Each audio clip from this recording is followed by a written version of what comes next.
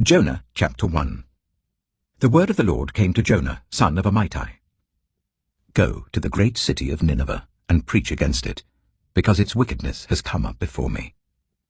But Jonah ran away from the Lord and headed for Tarshish. He went down to Joppa, where he found a ship bound for that port. After paying the fare, he went aboard and sailed for Tarshish to flee from the Lord. Then the Lord sent a great wind on the sea, and such a violent storm arose that the ship threatened to break up.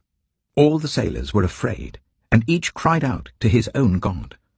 And they threw the cargo into the sea to lighten the ship. But Jonah had gone below deck, where he lay down and fell into a deep sleep. The captain went to him and said, "How can you sleep? Get up and call on your God. Maybe he will take notice of us, so that we will not perish." Then the sailors said to each other, "Come, let us cast lots to find out who is responsible for this calamity." They cast lots, and the lot fell on Jonah. So they asked him, "Tell us, who is responsible for making all this trouble for us? What kind of work do you do?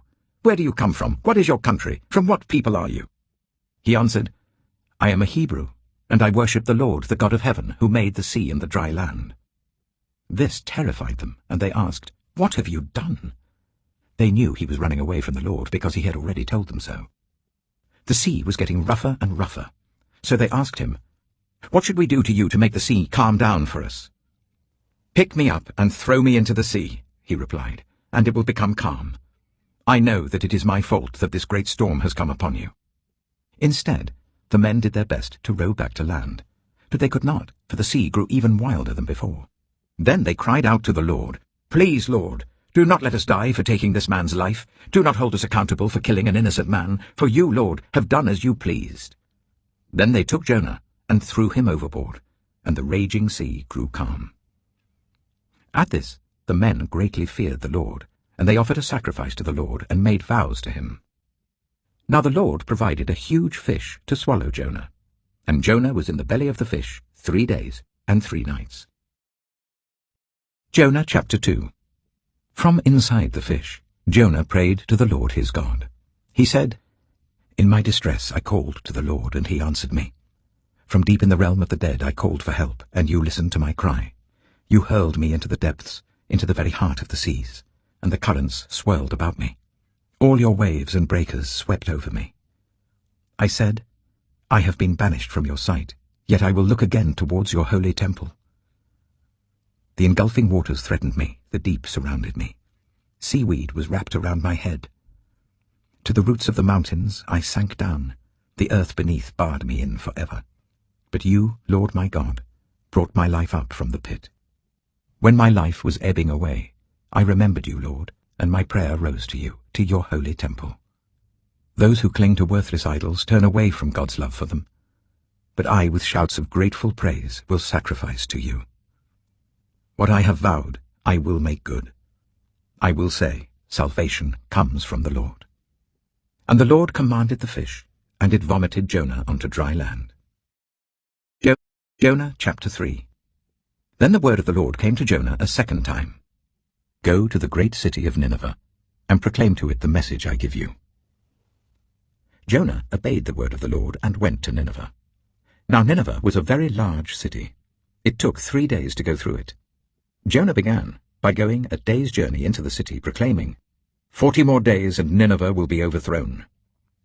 The Ninevites believed God. A fast was proclaimed, and all of them, from the greatest to the least, put on sackcloth. When Jonah's warning reached the king of Nineveh, he rose from his throne, took off his royal robes, covered himself with sackcloth, and sat down in the dust. This is the proclamation he issued in Nineveh. By the decree of the king and his nobles, do not let people or animals, herds or flocks taste anything. Do not let them eat or drink. But let people and animals be covered with sackcloth. Let everyone call urgently on God. Let them give up their evil ways and their violence. Who knows? God may yet relent, and with compassion turn from his fierce anger, so that we will not perish. When God saw what they did and how they turned from their evil ways, he relented, and did not bring on them the destruction he had threatened. Jonah chapter 4. But to Jonah this seemed very wrong, and he became angry. He prayed to the Lord. "Isn't this what I said, Lord, when I was still at home? That is what I tried to forestall by fleeing to Tarshish. I knew that you are a gracious and compassionate God, slow to anger and abounding in love, a God who relents from sending calamity. Now, Lord, take away my life, for it is better for me to die than to live." But the Lord replied, "Is it right for you to be angry?" Jonah had gone out and sat down at a place east of the city. There he made himself a shelter, sat in its shade, and waited to see what would happen to the city. Then the Lord God provided a leafy plant and made it grow up over Jonah to give shade for his head to ease his discomfort, and Jonah was very happy about the plant. But at dawn the next day, God provided a worm, which chewed the plant, so that it withered.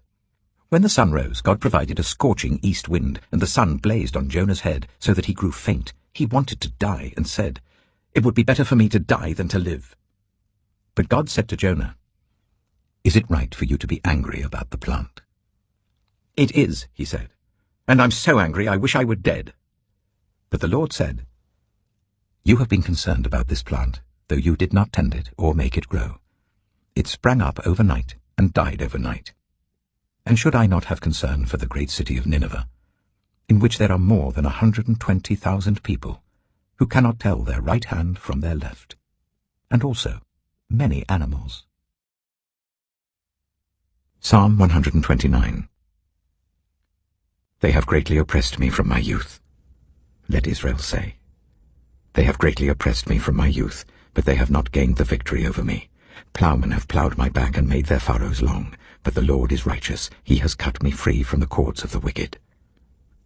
May all who hate Zion be turned back in shame. May they be like grass on the roof, which withers before it can grow. A reaper cannot fill his hands with it, nor one who gathers fill his arms. May those who pass by not say to them, "The blessing of the Lord be on you. We bless you in the name of the Lord."